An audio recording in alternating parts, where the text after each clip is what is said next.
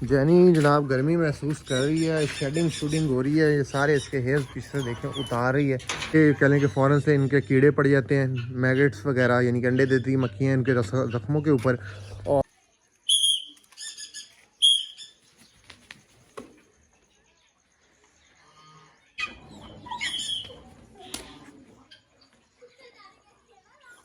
अस्सलाम वालेकुम फ्रेंड्स, उम्मीद करता हूँ सब लोग ठीक ठाक होंगे, खैर खैरियत से होंगे। आ चुके हैं हम अपनी हवेली के ऊपर और आज का करते हैं व्लॉग स्टार्ट। जिसने हमारा चैनल सब्सक्राइब नहीं किया सबसे पहले चैनल सब्सक्राइब कर लें, वीडियो को लाइक करिए अगर पसंद आए तो, और साथ शेयर कीजिएगा। अन करीब बस बहुत कह लें कि जल्द आपको फ्री फ्लाइट की वीडियोस देखने को मिलेंगी, साथ डेली व्लॉग। अभी थोड़ा सा मसरूफ किया था जिसकी वजह से छुट्टी हो जाती है और कभी कभार व्लॉग नहीं अपलोड हो पा रहा। आज सारी डब्स पता नहीं क्यों यहाँ पे खड़ी हैं, इकट्ठी हैं। पानी भी अवेलेबल है, दाना भी अवेलेबल है, पता नहीं इनका ऊपर का दिल नहीं है बैठने का, तो सारी ना यहाँ पे लाइन पे आके खड़ी हुई हैं। और छोटी जो पाई डब्स हैं वो नीचे हैं, कुछ ऊपर हैं। सारे कॉकटेल्स भी हमारे ऊपर ही बैठे हैं। आज इनको देखते हैं टर्की बढ़ने के अंडे शंडे दिए हैं या नहीं दिए, इनकी चेकिंग करते हैं, जाके देख के और अंदर अंडे हैं कि नहीं। माशाल्लाह से 14-15 अंडे हो चुके हैं। 15 गालबन अंडे थे या शायद 16। हाँ अंडा है कोई नहीं, आज छुट्टी है लगता है इनके अंडे की, आज छुट्टी है। आजा। तो अभी तक मेरे ख्याल में तकरीबन पिछली दफ़ा 22 से 24 अंडे दिए थे दोनों टर्की फीमेल ने, और उसके बाद ये अपना कुड़क पे बैठी थी। अभी तक क्योंकि अंडों की एवरेज इनकी पूरी नहीं हुई, जिसकी वजह से अभी कोई कंफर्म नहीं है कि कब कुड़क होंगी। पीछे जा। और यहाँ पे जो गेनी फॉल्स भी हैं वो देखें जी, सुराख पे सुराख मारी जा रही हैं, होल पे होल वो एंड पे किए हुए हैं। लग ऐसे रहा है जैसा कि इन्होंने अंडे देने वाली हैं होल किए हैं, और हमें कई दफ़ा ऐसा लगता है बैठे हुए कि जैसे अंडे दिए हुए इन्होंने या अंडा देने वाली है। जब बाद में जाके देखते हैं तो कोई भी चीज़ वहाँ पे अवेलेबल नहीं होती। तो अभी इनका भी पता नहीं कब गेनी फॉल हमारी अंडे देती। एक मेल है, 2 फीमेल्स हैं। और ये माशाल्लाह इसके नीचे हमने एग्स रखे थे, लेकिन कुछ एग्स उठा लिए। इसके नीचे से 15 एग्स टोटल रखे थे, और 15 क्योंकि फ़र्स्ट टाइम ये मुर्गी जो है ना हमारी कुड़क में बैठी है पहली दफ़ा ज़िंदगी में, तो कुछ फीमेल्स को एक्सपीरियंस नहीं होता कि हैचिंग कैसे करनी है। तो ये जनाब ना आधे अंडों के ऊपर बैठ जाती थी और आधे अंडे बाहर कभी के पड़े होते थे। तो हमने क्या कि ब्लैक मुर्गी भी इसकी जगह पे कुड़क हो रही थी, तो वो एक दोस्त की तरफ शिफ्ट कर दी है, और कुछ एग्स इसके उठा के ब्लैक मुर्गी के नीचे रख दिए हैं, वो दोस्त के घर शिफ्ट की है। और बाकी जो एग्स हैं अब मुझे नहीं पता वो कितने बीच में छोड़ के गया है। अब देखें इसने उठ भी जाना है शायद कि ना उठे, अभी कुड़क हो गई हुई है मुर्गी हमारी। तो मेरे ख्याल में यहाँ पे गालबन 10 से 12 एग्स होंगे। 10 से का एग उसे मैंने कहा था, मैंने कहा 5-6 ले जाएं, जितने कम हो ये अपनी उनको कवर कर सके और बच्चे निकाल सके, क्योंकि 15 एग से संभाले नहीं जा रहे थे। और बाकी वो एग्स उठा के ले गया। तो अल्हम्दुलिल्लाह हमारी मुर्गी फर्स्ट कुड़क हो चुकी है, और देखते हैं इसके बच्चे 21 दिन बाद रिज़ल्ट आता है, हैचिंग होती है, और इंशाल्लाह देखते हैं क्या रिज़ल्ट आता है, बच्चे कितने हैच करती है कितने नहीं करती है। ये जो ये ब्लैक है ना, ब्लैकी कालो इसका नाम रखा हुआ है, ये भी बच्चे देने वाली है, लेकिन ये हमारी जो है ना बुलेट के बाद देगी। बुलेट के 10 से 12 दिन, 12वां या 13वें दिन बाद इसने बच्चे देने हैं, यानी कि जब उसके बच्चे हो जाएंगे बुलेट के तो उसके बाद ये ब्लैक ही देगी। और ये भी प्रेग्नेंट है। और ये जो क्रॉस है ये फीमेल हमारी है गुलटेर और पिटबुल के क्रॉस में, यानी कि पिटबुल और गुलटेर मिक्स है ये ब्रीड, प्योर गुलटेर में नहीं है। और बहुत ही लड़ाकू है। आजकल इसका जो सीन फड्डा चल रहा है ना, अक्सर फीमेल्स हैं जो ब्रीडिंग के दौरान एग्रेसिव हो जाती हैं। इसी तरीके से हमारी जैनी भी हो जाती थी, इसी तरीके से ये भी हो जाती है। इसको बांध इसीलिए रखा है क्योंकि ये जो है ना हमारी जैनी के ऊपर अटैक करना शुरू कर दिया। मैं पहले परेशान था कि कभी भी ये कुछ कहती ही नहीं थी हमारी जैनी को ना, शुरू में इकट्ठे रहते थे, लेकिन उसके बाद 2-3 दफ़ा इसने अटैक किया और बड़ी बुरी तरीके से अटैक किया। कुदरती मैं था और मैंने छुड़वा लिया, और फिर मैंने सोचा पता नहीं क्या मसला आ रहा है, लेकिन अचानक फिर जब मुझे समझ आया कि ये तो प्रेग्नेंट है, शायद प्रेगनेंसी की वजह से ये डिप्रेशन में है या एग्रेसिव हो चुकी है, और बार बार ये उस पर अटैक करती है, यानी कि जेलसी भी करती है। जब जैनी मेरे पास आती है तो ये फ़ौरन से उसको मारने की करती है।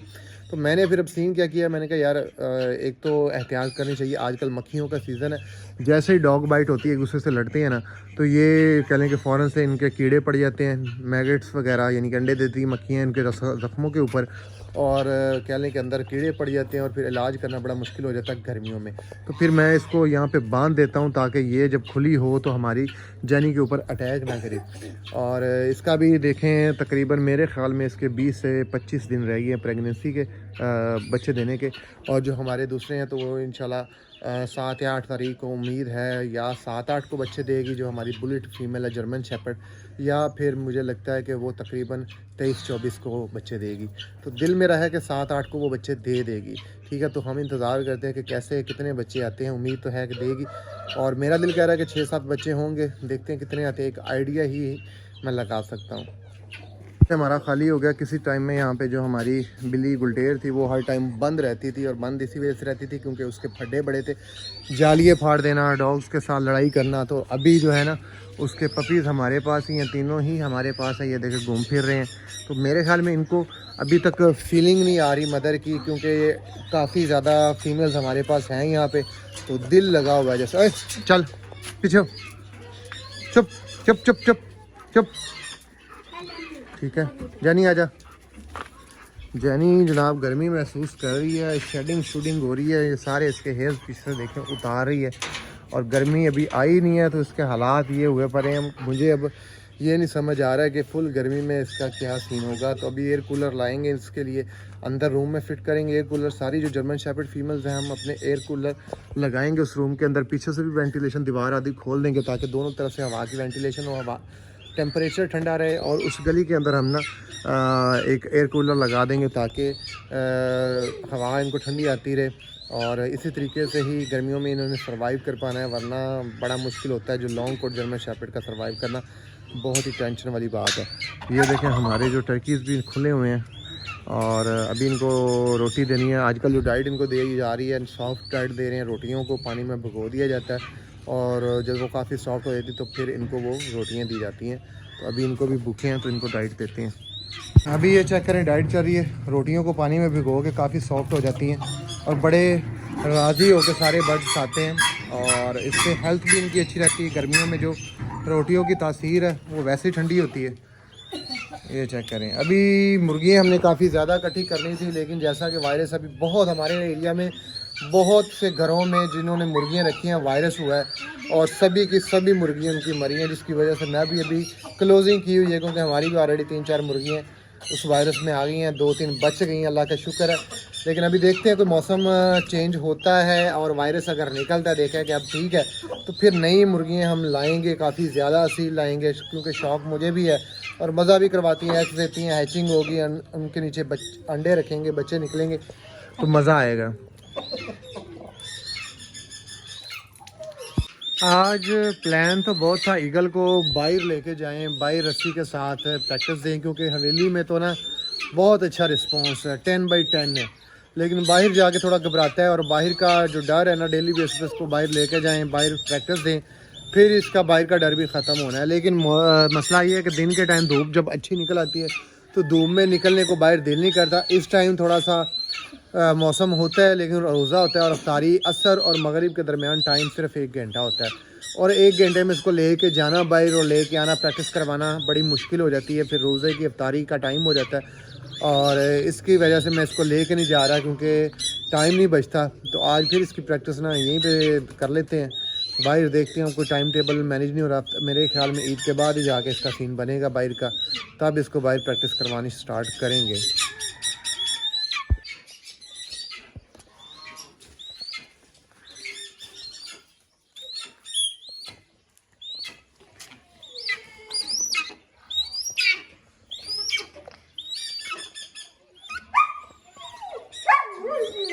इतनी जल्दी 41 मिनट हो गई।